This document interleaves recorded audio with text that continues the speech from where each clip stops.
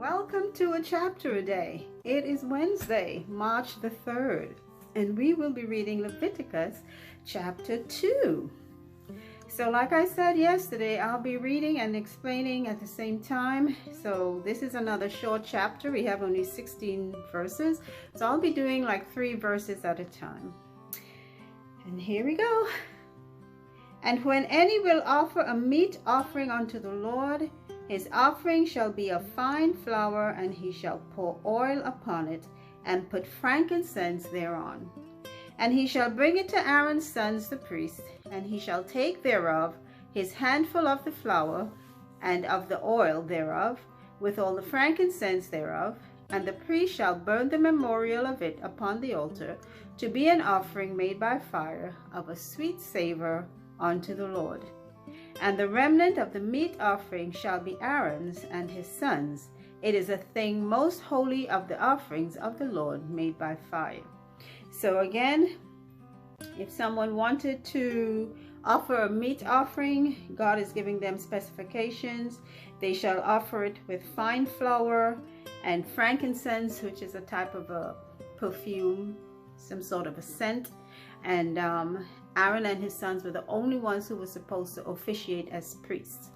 And they were going to take it, and whatever is left of the meats or certain parts of the animal were only supposed to go to Aaron. I believe whatever was offered, they were supposed to take a part of it. That was like their payment for the work.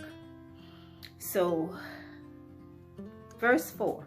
And if thou bring an oblation of a meat offering baken in the oven, it shall be unleavened cakes of fine flour mingled with oil, or unleavened wafers anointed with oil.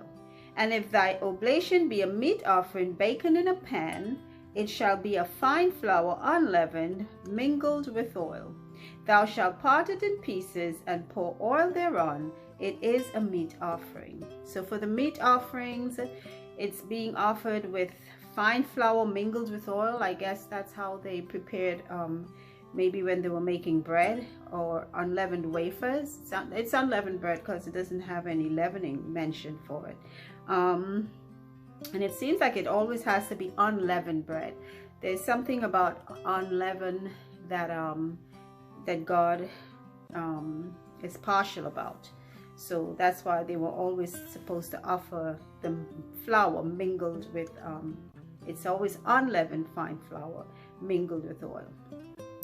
And verse 7, and if thy oblation be a meat offering baken in the frying pan, it shall be made of fine flour with oil. And thou shalt bring the meat offering that is made of these things unto the Lord, and when it is presented unto the priest, he shall bring it unto the altar.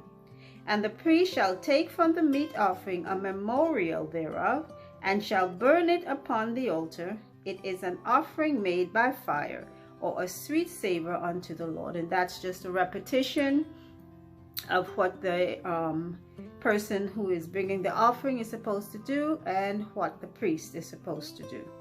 Verse 10, and that which is left of the meat offering shall be Aaron's and his sons. It is a thing most holy of the offerings of the Lord made by fire. No meat offering which you shall bring unto the Lord shall be made with leaven, for you shall burn no leaven, nor any honey in any offering of the Lord made by fire. So again, God is very specific about the type of offering and the way in which it should be offered. No leavening at all. Verse 12, as for the oblation of first fruits, you shall offer them unto the Lord, but they shall not be burnt on the altar for a sweet savor. And every oblation of thy meat offering shall thou season with salt. Neither shalt thou suffer the salt of the covenant of thy God to be lacking from thy meat offering. With all thine offerings thou shalt offer salt. So what God is saying here, you're supposed to, no leavening for sure, but you're supposed to season the meat with some salt. I guess because, you know, it tastes like, if you ever ate meat without salt. Now, I would say this, I'm on a salt diet. And sometimes when I cook, I use a type of seasoning salt, but it's not the straight off salt or table salt or sea salt. So when I taste it sometimes, I'm like, this leaves something to be desired. But for health purposes, I suffer it to be so. But God is saying, you know what? Put some salt in my offerings, because God has taste. God is, and all of these things has symbolism, the leavening and the salt, everything. And later on, when we read later books of the Bible, we will hear them mentioned and maybe come to a better understanding as to what they mean. And verse 14, and if thou offer a meat offering of thy first fruits unto the Lord, thou shalt offer for the meat offering of thy first fruits green ears of corn dried by the fire, even corn beaten out of full ears. And thou shalt put oil upon it, and lay frankincense thereon. It is a meat offering.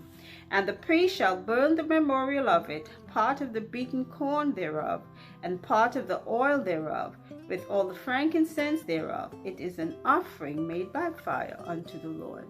So apparently meat offerings won't just flesh, because they're mentioning fruits and they're mentioning corn. So I believe all of those may have been accepted as meat offerings, because again, I would say everybody won't be able to have cattle and sheep and goats and things like that. So I guess they made provisions for those who could not, and they could offer of their first fruits or their fruits and their corn. So God thinks of everything, and he thinks of everyone. Everyone is not of equal what should I say, materials. We all are blessed with different levels of blessings. Let me just say that simply. So that is the end of the reading for chapter 2. Not long at all, and it's talking about the offerings. Again, the offerings must be seasoned, the flour must be unleavened and mingled with oil. And I'm going to try practicing making my bread unleavened with just flour and oil. Well, I'll tell you all how that turned out. And what else? Yeah, that was about it. No leaven, salt, and if it's fruits, you don't have to burn them, but you offer it with some incense, I believe. And Aaron and his sons were supposed to be given that portion, or a portion of the offering, because that was what their payment sort of was. Okay, and that's the end of Leviticus chapter 2. Straightforward and to the point. And once again, thank you all for viewing. Thank you all for listening. Any comments, questions, thoughts, please feel free to share. Until our next reading, remember, faith comes by hearing God's word. Until then, have a great day. Bye.